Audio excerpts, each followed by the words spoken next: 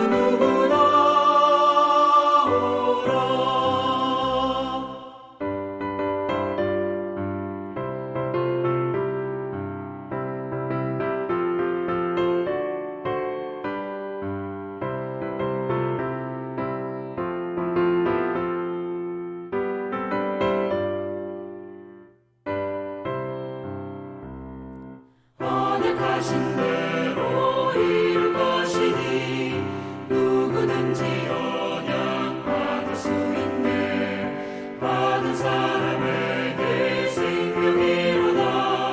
어느 누구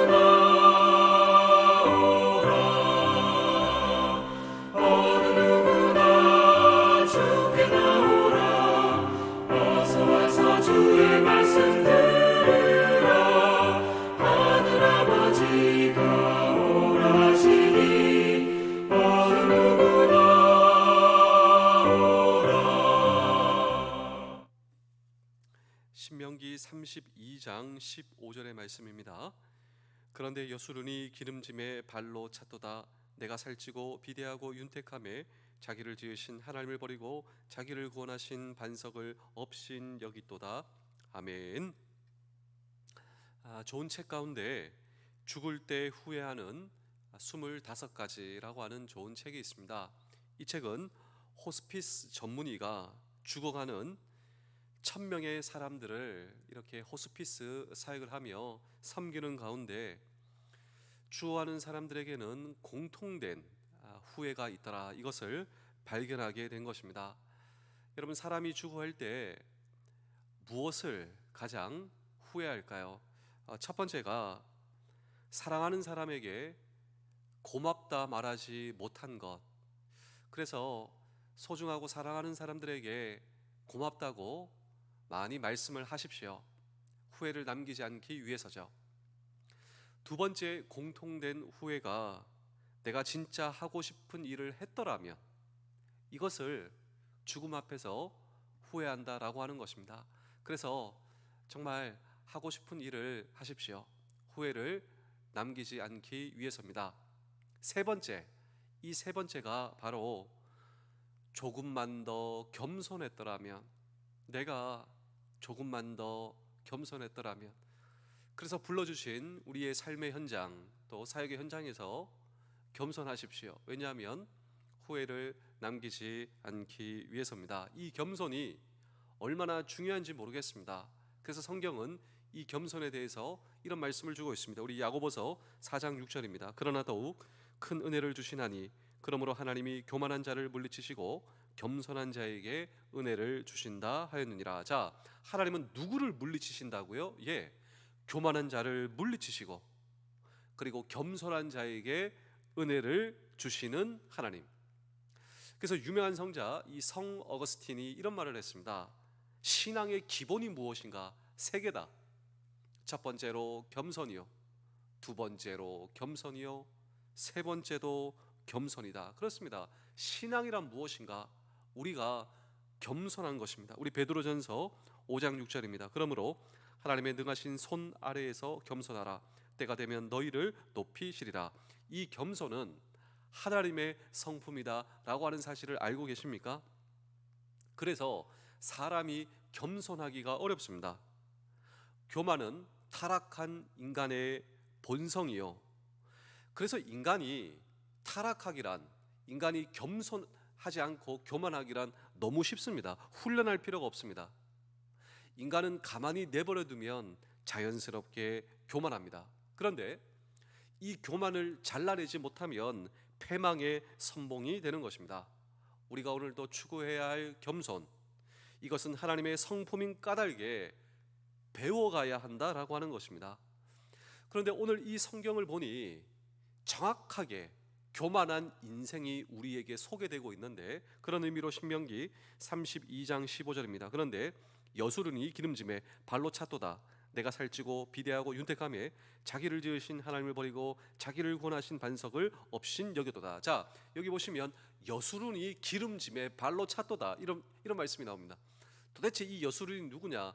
깜짝 놀라실 겁니다. 이 여수론이 누구냐면 야곱입니다. 야곱의 또 다른 이름이죠. 야곱이 누구입니까? 이 야곱은 이스라엘을 대표하는 사람입니다. 그런데 이 이스라엘을 대표하는 야곱, 여수론이 교만하여 배반하게 되었다라고 하는 것이죠. 우리는 오늘 이 여수론, 이스라엘을 통하여 우리의 모습을 볼 수가 있어야 합니다. 왜냐하면 하나님은 어떤 하나님이시라고요? 하나님은 교만한 자를 물리치시고 겸손한 자에게 은혜를 주시는 하나님. 이 하나님은 어떤 하나님이신가라고 하는 질문을 오늘도 우리는 이 성경 본문 속에 던지고, 그리고 우리가 교만을 물리치고 겸손할 때 하나님께서 은혜를 주신다고 했는데 그 은혜는 어떤 은혜인가라고 하는 질문도 오늘 우리는 이 성경 본문 속에 던지고 함께 주의 음성을 들을 때 첫 번째로 욕심을 버려야 한다라고 하는 것입니다. 우리 신명기 32장 15절입니다. 그런데 여수론이 기름짐에 발로 찼도다. 내가 살찌고 비대하고 윤택함에 자기를 지으신 하나님을 버리고 자기를 구원하신 반석을 없인 여겼도다. 자, 원래 야곱의 또 다른 이름이 여수른이다라고 말씀을 드렸는데, 원래 이 여수른의 뜻이 무엇이냐면 정의로운, 의로운이라고 하는 정말 너무 좋은 이름의 뜻을 가지고 있습니다. 정의로운 이스라엘, 의로운 나라, 선택받은 이스라엘을 가리킨다라고 하는 것입니다. 그런데 오늘 이 성경 본문에 이스라엘 그 여수른이 자신을 풍요롭게 하신 하나님을 배반하였다라고 하는 것이죠. 이유가 무엇인가? 이유는 하나님께서 그들에게 주신 물질적 풍요로움 때문에, 오히려 하나님이 주신 그것 때문에 이스라엘이 하나님을 배반하였다라고 하는 것입니다. 그래서 오늘 이 성경 본문은 의로운 자라고 하는 이 여수른 이 호칭을 사용하여 그들의 죄악을 더욱더 풍자하며 날카롭게 지적하고 있다라고 하는 것입니다. 자, 보실까요? 살찜에 하나님께서 그들에게 주신 풍요로움입니다. 그것 때문에 그들이 살찜에, 그리고 발로 찼도다라고 하는 표현을 보십시오. 성경학자들은 이 대목에서 이런 이야기를 하고 있습니다. 여러분, 소 보실까요? 소. 이 소는 일을 하죠. 그리고 이것들을 통하여 주인에게 있어 주인의 사역을 하는 것입니다. 주인을 도와주는 것이죠. 주인을 풍요롭게 하는 것입니다. 그런데 이 소가 비대해졌습니다. 뚱뚱해졌습니다. 그래서 밭을 갈 수 없게 된 소를 생각해보라 라고 성경학자들은 이야기를 하고 있는 것이죠. 그러니까 모든 것이 풍요로운 여건이 되자, 풍요로운 상태가 되자 창조주 하나님을 떠나는 인간의 죄악을 묘사하고 있는 것입니다. 그래서 이 종교개혁자 루터는 종종 이런 말을 했습니다. 우리의 배가 가득 차면 평안하게 되어 하나님께 게을리하게 되고 경건한 마음을 잃는다. 그 중심에는 욕심이 있다라고 하는 것입니다. 그렇습니다. 우리가 물질적 풍요 때문에 그들의 배가 비대해져 뚱뚱해져 밭을 갈 수 없는 이 소를 상상하고 있지만, 이 모든 중심에 뭐가 있다고요? 욕심이 있다고. 그래서 정말 우리가 교만을 물리치고 겸손하여 하나님의 진정한, 하나님이 다스리시는 백성이 되려면 우리의 욕심을 경계하고 우리의 욕심을 버려야 한다라고 하는 것입니다. 특별히 이 욕심을 버리고 겸손하기 위해서 정말 중요한, 우리가 왜 욕심을 버려야 되는가? 또 그 이면에는 정말 우리가 기도를 붙들어야 하기 때문이다라고 하는 것이죠. 욕심이 있으면 기도 응답을 받지 못합니다. 기도가 무엇인가? 기도는 하나님과의 사귐이죠. 하나님과의 대화죠. 하나님과의 나아가는 우리의 소통의 통로죠. 근데 욕심이 이 기도를 방해한다라고 하는 것입니다. 더 나아가 하나님의 뜻을 이루는 역사의 통로를 방해한다라고 하는 것입니다. 그래서 예수님께서 제자들에게 주기도문을 가르치시면서 이렇게 말씀하셨습니다. 우리 마태복음 6장 10절입니다. 나라가 임하시오며 뜻이 하늘에서 이루어진 것 같이 땅에서도 이루어지다. 자, 이 뜻은 하나님의 뜻이다 이 말이죠. 기도란 하나님의 뜻을 위해서 하나님께서 우리에게 허락하신 중요한 통로인 것입니다. 그런데 기도할 때 하나님의 뜻이 아니라 내 뜻과 내 욕심과 내 정욕으로 가득 찬다면 하나님께서 기뻐하실까요? 그 기도를 응답하여 주실까요? 그래서 야고보서 4장 3절을 보실까요? 구하여도 받지 못함은 정욕으로 쓰려고 잘못 구하기 때문이다. 그렇습니다. 우리의 정욕과 이기심과 욕심으로 가득 차 기도하면 하나님께서 기뻐하시지 않는다, 응답받을 수 없다라고 하는 것입니다. 그래서 겸손한 사람은 자기의 뜻을 비우는 사람, 자기의 욕심을 비우는 사람, 그리고 하나님의 뜻으로 그 마음을 채운 사람, 이런 사람을 보시고 하나님께서 기뻐하시고 그 기도를 응답하여 주신다라고 하는 것입니다. 그래서 정말 겸손하기를 원하신다면 내 욕심을 비워야 합니다. 내 욕심과 결별을 해야 합니다. 내 정욕과 욕심을 십자가에 못 박는 이 바울의 고백이 저와 여러분들의 고백이 될 수 있다면, 그렇습니다. 우리는 비우는 만큼, 버리는 만큼 겸손할 수 있다라고 하는 사실을 기억하여 정말 우리가 겸손할 때 하나님 앞에 받을 수 있는 놀라운 축복과 은혜가 무엇인가?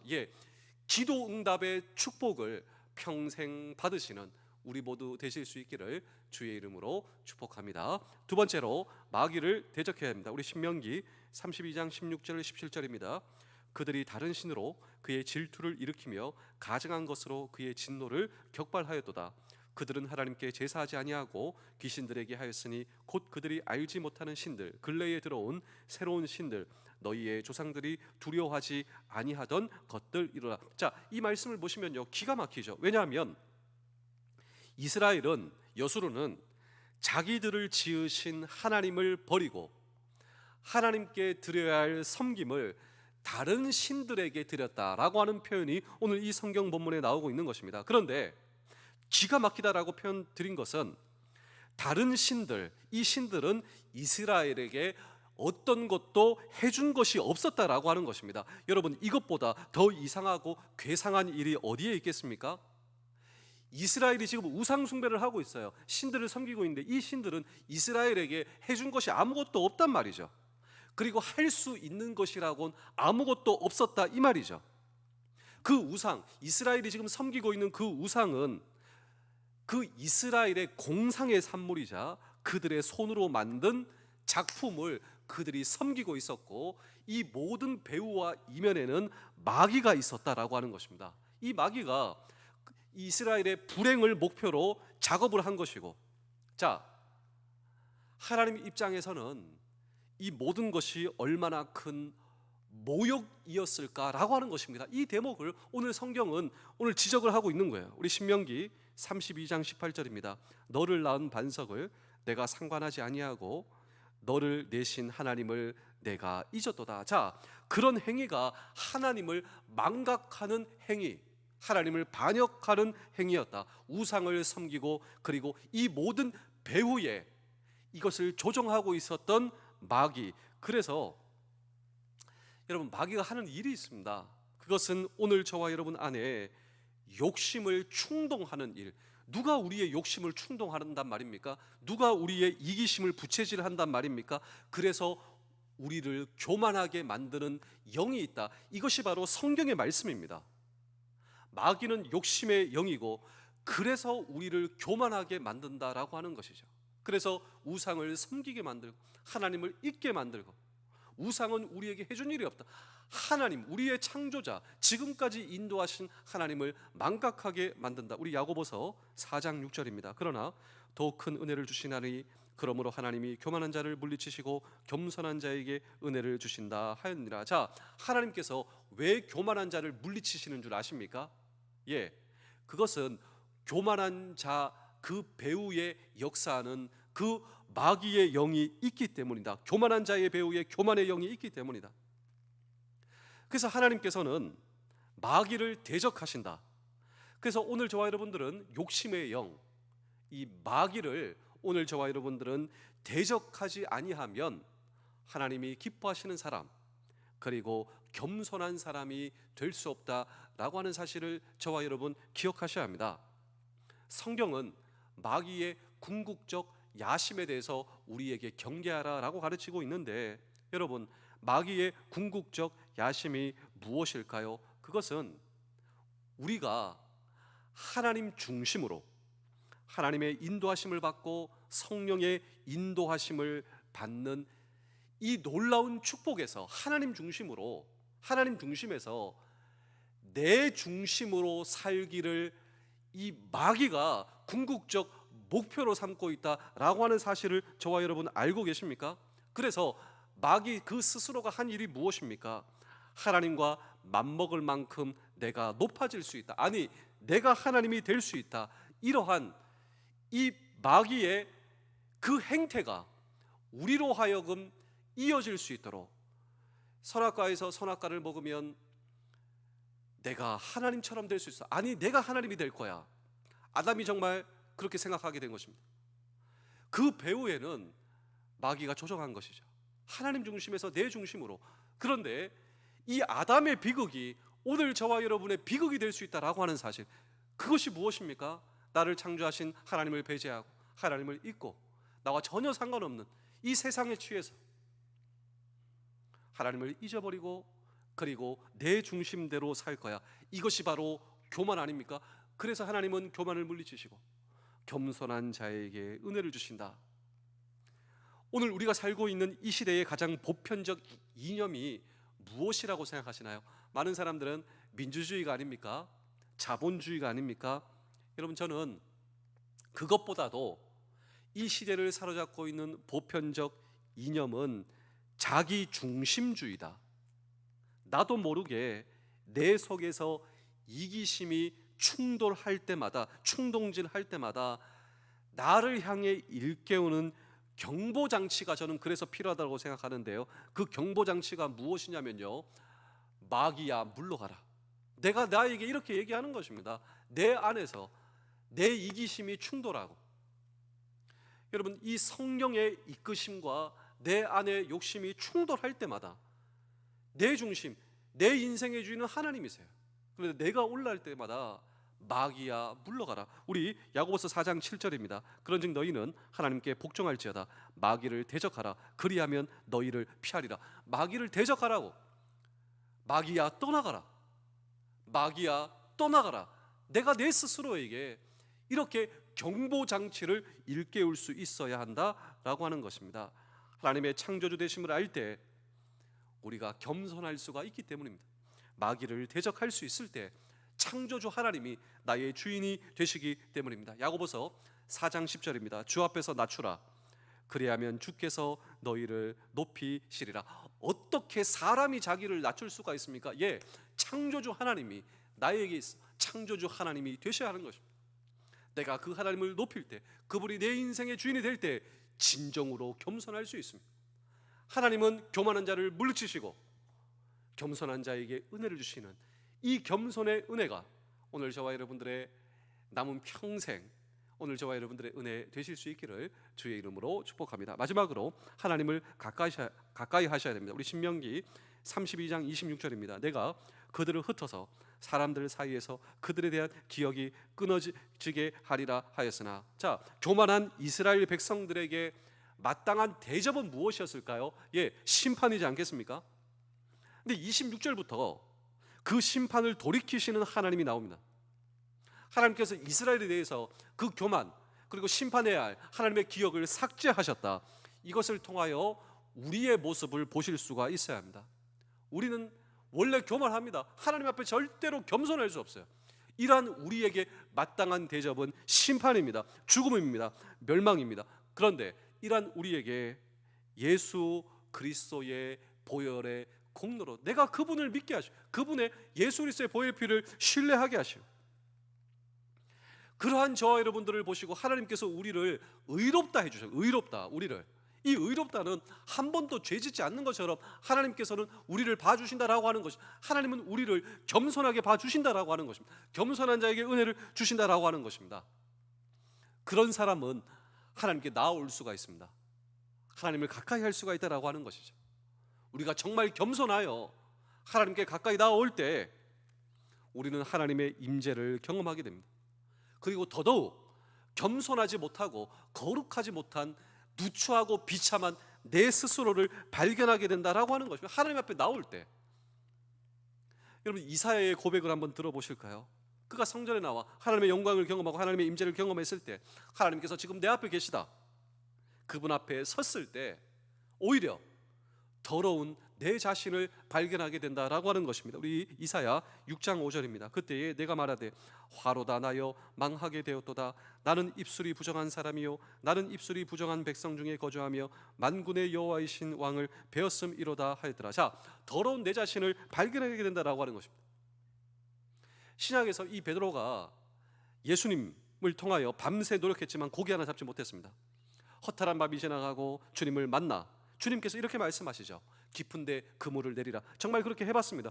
놀랍게도 평생 어부이지만 이 놀라운 기적을 경험하게 되었을 때 이 베드로의 입에서 엉뚱한 고백이 튀어나오는데 누가복음 5장 8절입니다. 시몬 베드로가 이를 보고 예수의 무릎 아래 엎드려 이르되 주여 나를 떠나소서 나는 죄인이로소이다 하니, 자, 하나님 앞에 서게 된 것이죠. 그 순간 저는 죄인입니다. 여러분, 하나님 앞에 가까이 나온 사람마다 동일한 고백을 하게 되는 것입니다. 동일한 고백. 자, 우리 야고보서 4장 9절을 보실까요? 슬퍼하며 애통하며 울지어다 너희 웃음으로 애통으로 너희 즐거움을 근심으로 바꿀지어다. 자, 하나님을 가까이 해라. 그 다음에 슬퍼하며 애통할지어다. 왜 그럴까요? 하나님을 가까이 한 자마다 자기의 죄, 누추하고 어둡고 더러운 모습을 발견할 수가 있는 것, 이것이 바로 회개가 아닙니까? 그렇습니다. 거룩한 하나님의 임재 안에서 오늘 저와 여러분들이 회개하며 내 자신의 누추함, 이것을 예수 그리스도의 보혈의 피로 씻으며 그리고 참회하는 그 자리에서 일어난 사람에게 비로소 주어지는 은혜가 바로 하나님께서 주시는 이 겸손이다라고 하는 것입니다. 겸손은 단순한 도덕적 은총이 아니라 영적인 은총인 것입니다. 이것은 하나님을 경험한 사람에게 주어지는 하나님의 자비인 것입니다. 그러므로 중요한 것이 무엇일까? 날마다 하나님 앞에 서는 것이 중요하죠. 내가 어떻게 날마다 하나님 앞에 설 수 있는가? 우리가 날마다 하는 것이 있습니다. 거울 앞에 서는 것. 우리가 거울을 보고 내 누추함과 내 더러움과 내 부족한 부분을 고치게 되는 것이죠. 날마다 하나님 앞에 서는 것은 날마다 하나님의 말씀 앞에 오늘 저와 여러분들 서는 것입니다. 여기서 하나님의 음성을 내가 들으며 내가 말씀 앞에 자기 자신을 대면하는 시간, 내가 말씀 앞에, 말씀이신 하나님 앞에 내 자신을 대면하는 시간, 그래서 나의 죄인된 나의 참모습을 발견할 때 우리가 정말 겸손할 수가 있어요.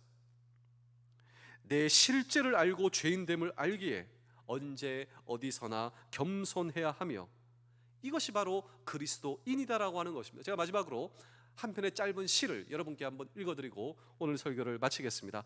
이혜인 시인의 거울 속의 내가라고 하는 시가 있는데 짧은 부분을 제가 한번 인용해 드리겠습니다. 거울 앞에 설 때마다 나는 늘 내가 낯설어 도망치고 싶습니다. 여러분 혹시 그런 경우가 없으십니까? 하나님의 말씀 앞에 내가 섰을 때, 그리고 내가 나를 보았을 때 내가 누추합니다. 그리고 내가 너무 끔찍합니다. 내 속과 마음에 너무 끔찍하고 잔인한 이것에 놀라 도망을 가고 싶습니다. 어쩌다 내가 이렇게 변질되었는가? 욕심이 많고 이기심 많고 욕심의 포로가 되어 내가 사랑을 하지 못할까? 이웃을 증오하고 미움의 사슬에 매여 내가 두 마음 두 얼굴로 살고 있을까? 그렇습니다. 지금이야말로 오늘 저와 여러분들이 엎드릴 때이며 애통할 시간, 내 마음을 찢고 통곡할 시간, 참회할 시간, 그리고 그 참회에서 거룩한 피로 나를 씻음받고 하나님의 만지심을 경험하며 여러분 산산이 깨어진 마음, 이것을 다시 모아 시작할 때 하나님께서 내 손을 붙들어 주시며 그리고 일으켜 주시는, 그리고 새로운 마음으로, 이것이 바로 상한 마음을 통하여 빚은 겸손. 여러분, 하나님께서 오늘도 나를 만져주시기를 기도하시지 않으시겠습니까? 이때 겸손의 은혜가 오늘 저와 여러분 남은 평생 임하여 오늘도 하나님의 겸손한 사람, 또 하나님께서 인도하여 주시는 사람, 하나님께서 책임져 주시는 이 겸손의 은혜가 임하는 사람이 오늘 저와 여러분 되실 수 있기를 주의 이름으로 축복합니다. 기도하겠습니다. 나를 깨우시는 하나님 아버지, 좋은 아침에 눈뜨게 하시니 감사합니다. 오늘 나의 삶 가운데 주님의 은혜가 더욱 임하게 하여 주옵소서. 오늘도 거울을 보듯 말씀 앞에서 나 자신을 바라보게 하시며 하나님의 말씀이 은혜가 아니라 징계라 하더라도 감사로 받게 하여 주옵소서. 말씀으로 내가 깨우칠 것을 알게 하시는 주님의 은혜를 기쁨으로 받기를 원합니다. 나의 잘못된 걸음을 말씀으로 바로 잡아 주옵소서. 오늘 주의 뜻 앞에 온전히 서기를 원합니다. 내가 듣기 원하는 말씀만 구하는 것이 아니라 하나님께서 하기 원하시는 말씀 앞에 나의 생각을 내려놓게 하시며 그 말씀을 경청하고 따르며 오늘 서고 안고 가는 모든 행동이 주님의 말씀에 근거하게 하여 주옵소서. 나의 매일을 지키는 주님을 찬양합니다. 하나님이 함께하는 일상이 나의 기적임을 믿습니다. 오늘도 나를 인도하시고 하나님의 놀라운 일들을 목격하게 하여 주옵소서. 예수 그리스도의 이름으로 기도하옵나이다. 아멘.